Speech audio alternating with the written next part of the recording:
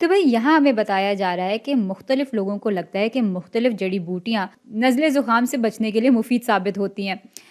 तो इस बात को परखने के लिए आबादी में से कुछ लोगों का नमूना लिया गया और उनको फिर हमने 3 ग्रोहों में बांट दिया। एक ग्रोह को हमने जड़ी बूटी 1 दी, दूसरे ग्रोह को हमने जड़ी बूटी 2 दी और तीसरे को हमने प्लेसिबो दिया। भाई प्लेसिबो का मतलब ये होता है कि ये दवा जैसे एक मादा होता है या इस सूरत हाल में जड़ी बूटी जैसा मादा होता है जो कि असल में कुछ भी नहीं करता। लेकिन आप जिन लोगों को ये प्लेसिबो दे रहे होते हैं उनको आप बताते नहीं हैं कि ये कोई असली दवा या जड़ी बूटी नहीं है, और यूं उन लोगों को लग रहा होता है कि वो असली दवाई या असली जड़ी बूटी खा रहे हैं, लेकिन असल में ऐसा होता नहीं है। और ये चीज़ हम इसलिए करते हैं क्योंकि इंसानों के जहन में एक बहुत ही मज़ेदार चीज़ है। कई बार अगर आपको बता दिया जाए कि किसी चीज़ से आपको फ़ायदा होगा तो सिर्फ ये सोचने से ही आपको असल में फ़ायदा होने लगता है कि वो चीज़ मुफीद है, जबकि हो सकता है कि वो चीज़ मुफीद ना हो या वो बिल्कुल बेज़रर सी हो। प्लेसिबो के वक्त हम एक बिल्कुल बेज़रर सी चीज़ दे रहे होते हैं लोगों को। खैर, तो ये तजुर्बा करने के बाद हमारे पास ये नताइज आए। तो जड़ी बूटी 1 जब हमने दी तो उनमें से 20 लोग बीमार पड़े, लेकिन 20 लोग बीमार नहीं पड़े। जड़ी बूटी 2 जब हमने दी एक ग्रोह को तो उस ग्रोह में से 30 लोग बीमार पड़े, लेकिन 110 लोग बीमार नहीं पड़े। और जब हमने तीसरे ग्रोह को प्लेसिबो दिया तो उनमें से 30 लोग बीमार पड़े, जबकि 90 लोग बीमार नहीं पड़े। अब इससे पहले कि हम आगे बढ़ें, ज़रा देख लेते हैं कि हर ग्रोह में कुल कितने लोग थे। तो भाई इस ग्रोह में कुल 100 जमा 20 यानी 120 लोग थे। ज़रा ये लिख लेते हैं, कुल लोगों की तादाद दिखा रहा है ये खाना। अच्छा, यहाँ पर 30 जमा 110 यानी 140 लोग थे, और इस ग्रोह में 30 जमा 90 यानी 120 लोग थे। अच्छा, साथ ही यहाँ पर देख लेते हैं कि कुल कितने लोग बीमार पड़े और कितने लोग बीमार नहीं पड़े, और कुल तादाद क्या थी लोगों की। तो यहाँ पर बीमार लोग 20 जमा 30 जमा 30 यानी 80 हैं, और यहाँ पर 100 जमा 110 यानी 210 जमा 90 यानी 300 लोग बीमार नहीं पड़े। और भाई इस तजुर्बे में कुल 120 जमा 140 260, 260 जमा 120 380 लोगों ने हिस्सा लिया। तो ये है हमारे पास पूरा खाना। अच्छा, अब आते हैं मफरूज़ात पे। नल मफरूज़े को मैं यूं बयान कर लूँगी कि ये दिखा रहा है कि जड़ी बूटियाँ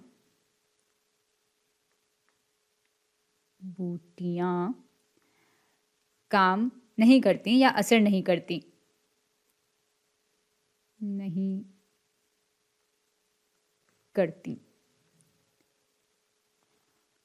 और अपना मुतबादिल मफरूज़ा हम यूं बयान कर लेंगे कि जड़ी बूटियाँ असर करती हैं। अब कैसा असर करती हैं, अब ये कैसे असर करती हैं, ये नज़ला ज़ुकाम बढ़ाती हैं या कम करती हैं, इस पर हम नहीं बात कर रहे। हम बस कह रहे हैं कि ये जड़ी बूटियाँ असर करती हैं।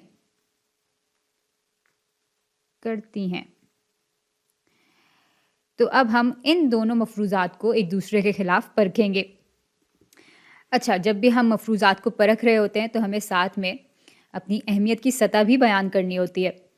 तो इस तजुर्बे के लिए हम अपनी अहमियत की सतह को 10% के बराबर रख लेंगे, यानी ये बराबर होगा 0.1 के। अच्छा, अब हम इन खानों के लिए अपना काय स्क्वायर आदाद शुमार मालूम करेंगे, यानी काय स्क्वायर स्टैटिस्टिक मालूम करेंगे, और फिर हमें देख लेंगे कि इस बात का क्या इम्कान है कि हमें वो कदर या उससे ज़्यादा इंतहा की कदर मिले। अगर वो इम्कान 10% से कम होगा तो हम अपने नल मफरूज़े को ठुकरा देंगे, लेकिन अगर वो इम्कान 10% से ज़्यादा होगा तो हम अपने नल मफरूज़े को मान लेंगे। तो चलें पहले इसके काय स्क्वायर आदाद शुमार मालूम करते हैं। तो काय स्क्वायर का आदाद शुमार मालूम करने के लिए हमें मुतवक्का इक़दार देखनी होंगी, और मुतवक्का इक़दार का हिसाब हम यूँ लगाते हैं कि हम मान लेते हैं कि हमारा नल मफरूज़ा दुरुस्त है। अब यहाँ पर अगर हम ये मान रहे हैं कि जड़ी बूटियाँ कुछ असर नहीं करती, तो हम देख लेंगे कुल लोगों की तादाद को जो कि बीमार पड़े और उन कुल लोगों की तादाद को जो कि बीमार नहीं पड़े। ऐसा हम इसलिए कर रहे हैं क्योंकि भाई इससे और इससे या इससे कोई फ़र्क ही नहीं पड़ा। तो फिर कुल लोग जो बीमार हुए हैं, उनकी मुतवक्का कदर, यहाँ मैं एक और खाना निकाल लूँ। तो भाई बीमार लोगों का मुतवक्का तनासुब, मुतवक्का तनासुब बराबर हो जाएगा 80/380 के, क्योंकि कुल 380 लोगों में से 80 लोग बीमार पड़े। इसको जब हम कैलकुलेटर की मदद से हल करेंगे तो 0.21 आ जाएगा, जिसको जब हम फ़ीसद की सूरत में लिखेंगे तो ये बराबर हो जाएगा 21% के। अच्छा, इसी तरह से उन लोगों का तनासुब जो कि बीमार नहीं पड़े बराबर होगा 300/380 के। इसको जब हम कैलकुलेटर की मदद से हल करेंगे और इसको फ़ीसद की सूरत में लिखेंगे तो ये चीज़ बराबर आ जाएगी 79% के। या हम सीधे सीधे 100 में से 21% को माइनस करके भी ये कदर मालूम कर सकते थे। खैर, आगे बढ़ते हैं। तो अब अगर हम मान रहे हैं कि हमारा नल मफरूज़ा दुरुस्त है, तो इसके मुताबिक फिर पहले ग्रो में कुल 21% ज़रब 120 लोग बीमार होने चाहिए थे। इसको मैं इस ई से दिखा देती हूँ, ये है हमारी एक्सपेक्टेड कदर। तो 21% ज़रब 120 बराबर होते हैं 25.3 के। तो अगर नल मफरूज़ा दुरुस्त है तो पहले ग्रो में इतने लोग बीमार होने चाहिए थे, और यूं फिर इस ग्रो में 120 माइनस 25.3 लोग बीमार नहीं होंगे। इसका हिसाब हम यूं भी लगा सकते हैं और यूं भी लगा सकते थे कि हम 79% को ज़रब दे दें 120 से। खैर, तो इसकी मुतवक्का कदर बराबर होगी 94.7 के। चलें, अब यही चीज़ इस ग्रोह के साथ भी कर लेते हैं। तो भाई यहाँ भी अगर हम मान रहे हैं कि हमारा नल मफरूज़ा दुरुस्त है, तो इस ग्रोह में 21% लोग बीमार होने चाहिए। तो 140 का 21% बराबर होता है 29.4 के। और फिर 140 से जब हम 29.4 को माइनस कर देंगे तो हमें इस दूसरे ग्रोह के लिए मुतवक्का लोगों की तादाद मिल जाएगी जो कि बीमार नहीं पड़ते। 140 माइनस 29.4 बराबर होते हैं 110.6 के। और आखिर में इस ग्रोह के साथ भी हम यही चीज़ कर लेते हैं। तो अगर हमारा नल मफरूज़ा दुरुस्त है तो इस ग्रोह के 21% लोगों को भी बीमार होना चाहिए। 120 का 21% 25.3 के बराबर होता है। और फिर अब 120 में से जब हम 25.3 को माइनस कर देंगे तो इस ग्रोह के हमें उन लोगों की तादाद मिल जाएगी जो जिनको बीमार नहीं पड़ना चाहिए। तो इसकी मुतवक्का कदर बराबर हो जाएगी 120 माइनस 25.3 के, जो के बराबर होता है 94.7 के। अच्छा, अब हमारे पास इन तीनों ग्रोहों के लिए मुतवक्का तादाद भी आ गई है, बीमार लोगों की और सेहतमंद लोगों की, और साथ ही हमारे पास बीमार लोगों की और सेहतमंद लोगों की असली तादाद भी दी हुई है। तो चलें अब काम शुरू करते हैं और इसका काय स्क्वायर अदाद शुमार मालूम कर लेते हैं। तो काय स्क्वायर अदाद शुमार के लिए हम मुतवक्का कदर और असल कदर के बीच के फ़र्क का स्क्वायर ले लेते हैं और उसको हम तकसीम कर देते हैं हमारी मुतवक्का कदर से, ताकि हमारे पास एक नॉर्मल आम डिस्ट्रीब्यूशन का काय स्क्वायर आ जाए। और उसके बाद उन सब को हम आपस में जमा कर देंगे। तो चलें पहले ग्रोह से काम शुरू करते हैं। यहाँ पर 20 माइनस 25.3 का स्क्वायर आ जाएगा, जिसको हम तकसीम कर रहे होंगे 25.3 से।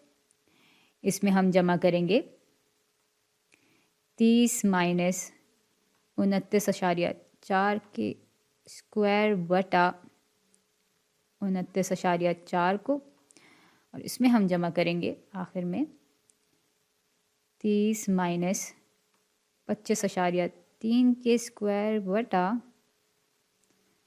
25.3 को। साथ में हम इन खानों का भी फ़र्क ले लेंगे। तो इसमें हम जमा करेंगे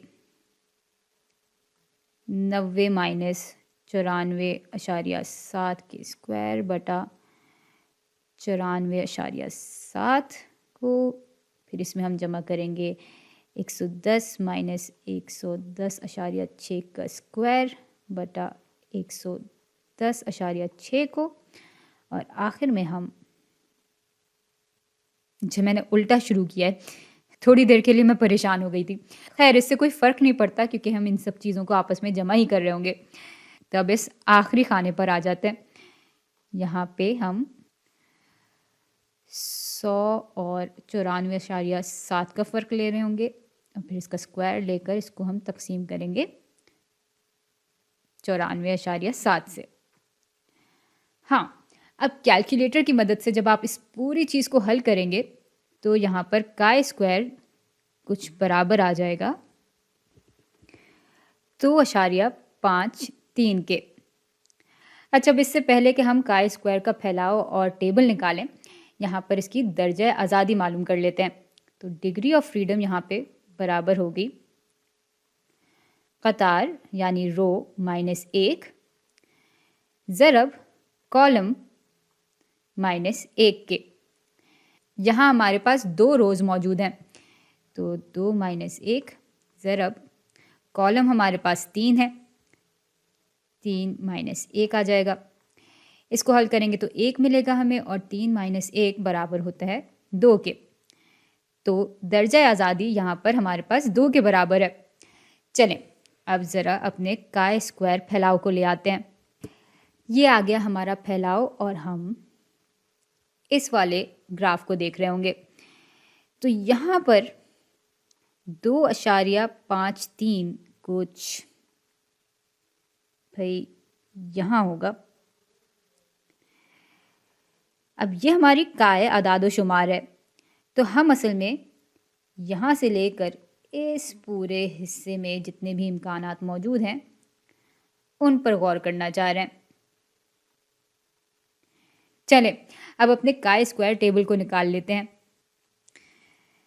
यहाँ पर दर्जा आज़ादी 2 इधर है, तो हम इस रो को देख रहे होंगे, और हमें 2.53 और उससे बड़ी इकदार चाहिए।